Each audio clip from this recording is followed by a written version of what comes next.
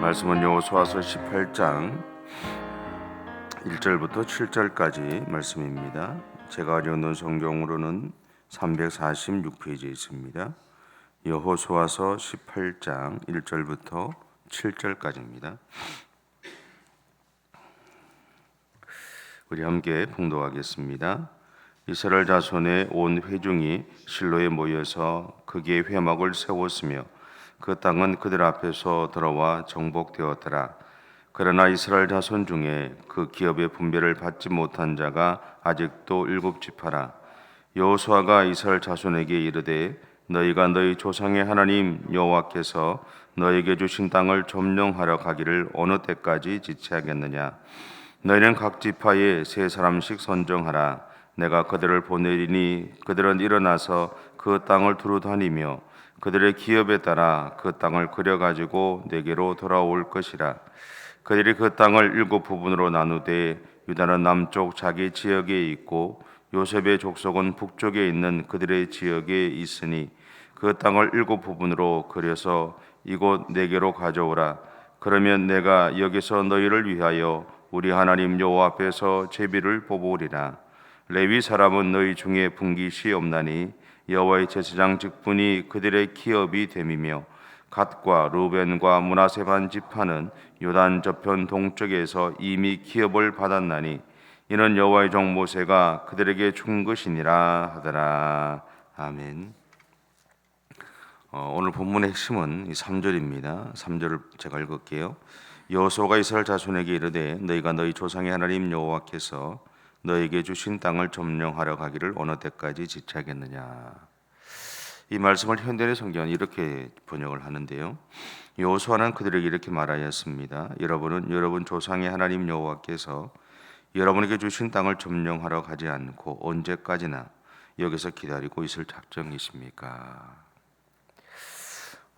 여호수아서 17장 14절부터 18장까지 등장하는 말 중에 이런 말이 있습니다. 스스로 개척하라. 네가 개척하라. 네 것이 되리라. 이 말을 실천하고자 했던 사람이 85세 갈렙이었습니다. 그리고 요셉의 두 아들의 후손이었던 에브라임과 므낫세 지파이기도 했습니다. 그러나 이런 하나님의 마음에 따르지 않고 머뭇하고 있던 사람들이 7지파였다라는 겁니다.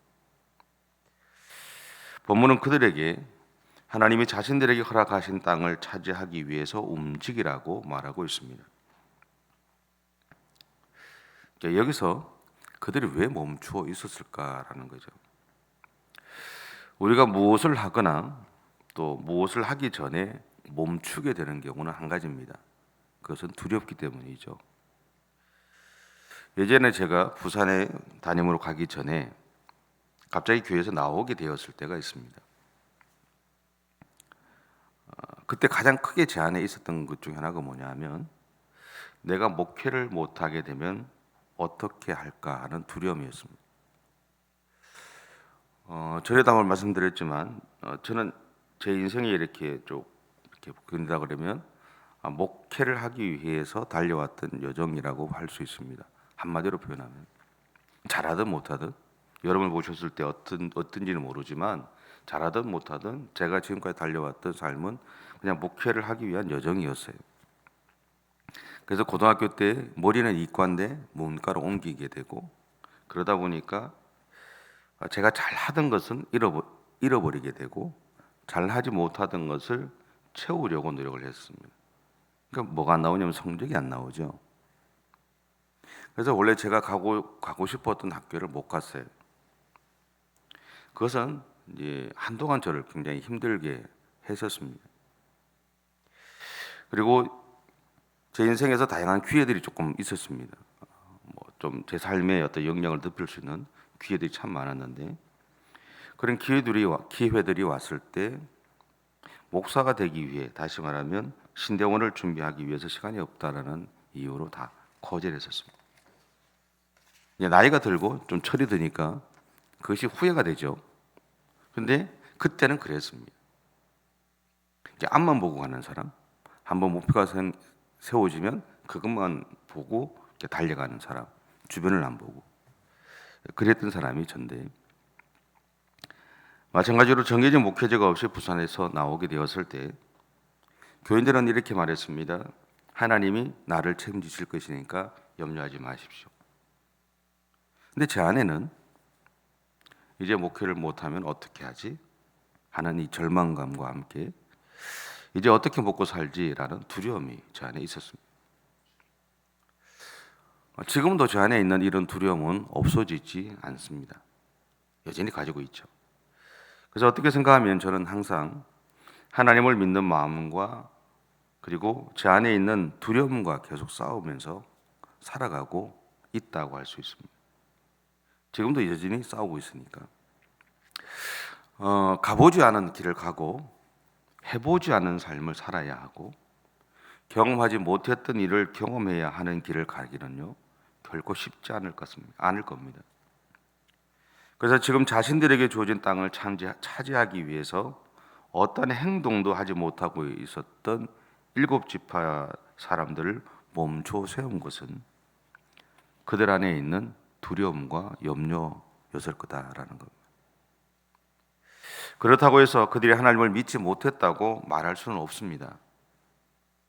왜냐하면 믿음은 하나님을 믿기 때문에 강해지고 믿지 못하기 때문에 약해지는 것만이 아니기 때문입니다.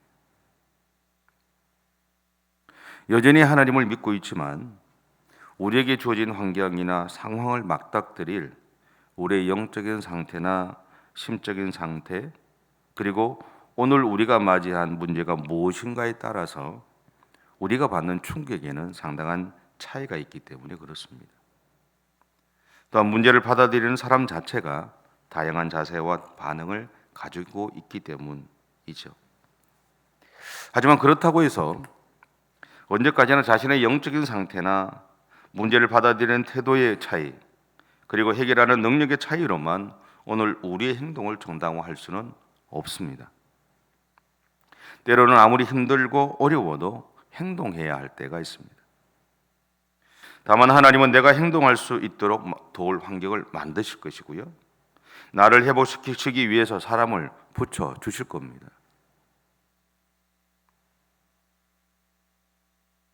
하나님은 내 인생에 문제가 생기지 않게 하시는 것이 아닙니다.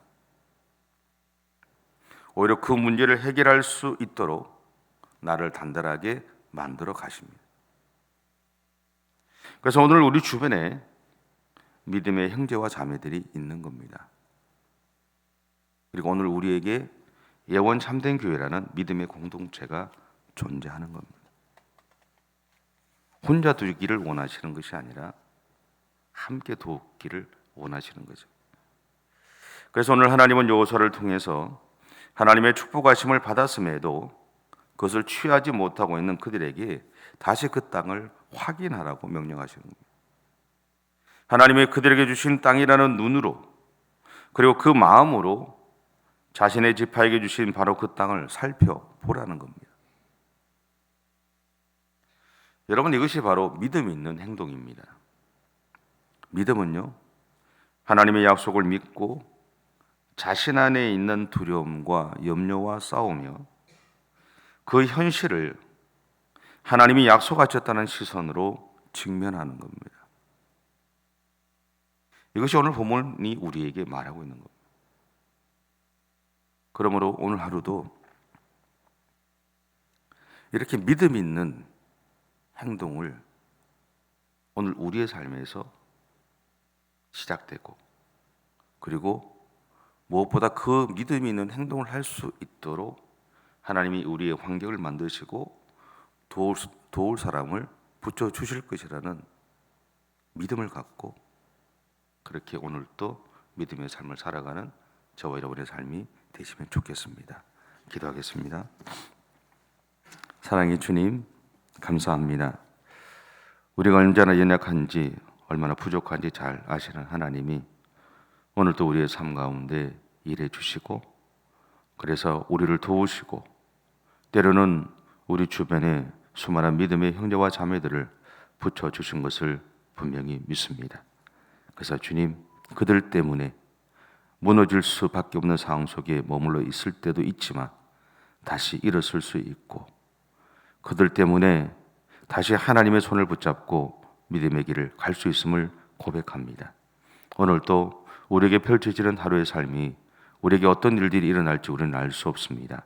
그러나 분명한 것은 오늘도 하나님은 우리와 함께 해 주실 것이고 우리를 도와주실 것이고 우리 주변에 우리를 도울 사람들을 붙여 주실 것을 믿습니다. 또한 나 또한 누군가를 도울 자리에 서게 하실 것을 믿습니다. 주님, 그렇게 믿음으로 오늘도 승리하는 삶을 살아가는 우리 모든 성도들의 생애가 되어줄 수 있도록 하나님 인도해 주시옵소서. 감사드리며 예수님의 이름으로 기도드립니다. 아멘. 하늘에 계신 우리 아버지, 아버지의 이름을 거룩하게 하시며 아버지의 나라가 오게 하시며 아버지의 뜻이 하늘에서와 같이 땅에서도 이루어지게 하소서. 오늘 우리에게 일용할 양식을 주시고 우리가 우리에게 잘못한 사람을 용서하여 준 것 같이 우리 죄를 용서하여 주시고 우리를 시험에 빠지지 않게 하시고 악에서 구하소서. 나라와 권능과 영광이 영원히 아버지의 것입니다. 아멘.